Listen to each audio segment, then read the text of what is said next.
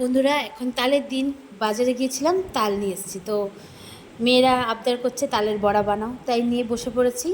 তাল তালের খোসাগুলো আস্তে আস্তে ছাড়িয়ে নিচ্ছি। তোমরা অনেকেই আছে তাল খেতে ভালোবাসো, তো আমিও ভীষণ ভালোবাসি। খাওয়ার থেকেও বড়া করতে বেশি ভালোবাসি আমি।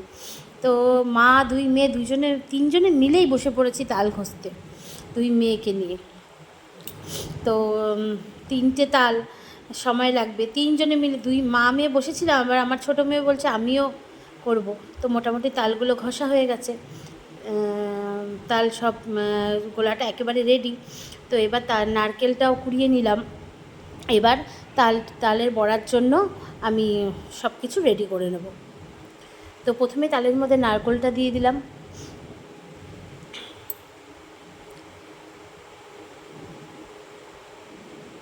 এবার দিচ্ছি ময়দা, পরিমাণ মতো ময়দা দিয়ে নেব।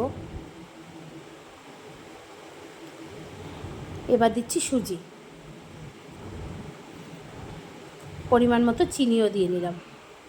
আর দিয়ে দিলাম কলা, যাতে তালের বড়াটা খেতে অনেক সফট আর নরম হয়, ভালো লাগে খেতে, তার জন্য কলা দিয়ে দিলাম।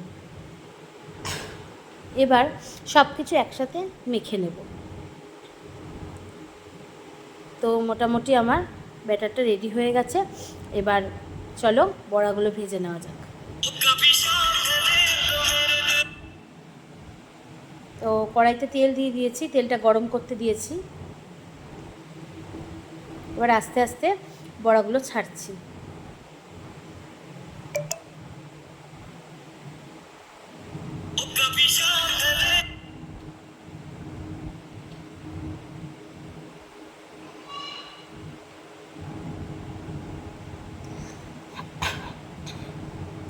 গরম তেলে একটা একটা করে ছেড়ে দিচ্ছি। তো মোটামুটি দেখো ভাজা হয়েই এসছে।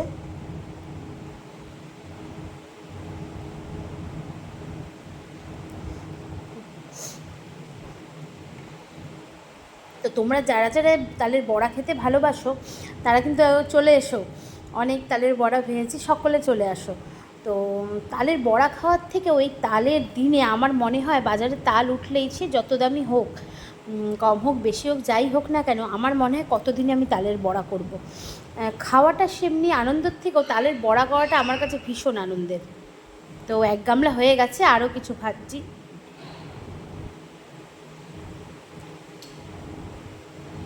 তো মোটামুটি ভাজা রেডি, এক গামলা বড়া ভেজে নিয়েছি। কে কে খাবে চট করে চলে আসো।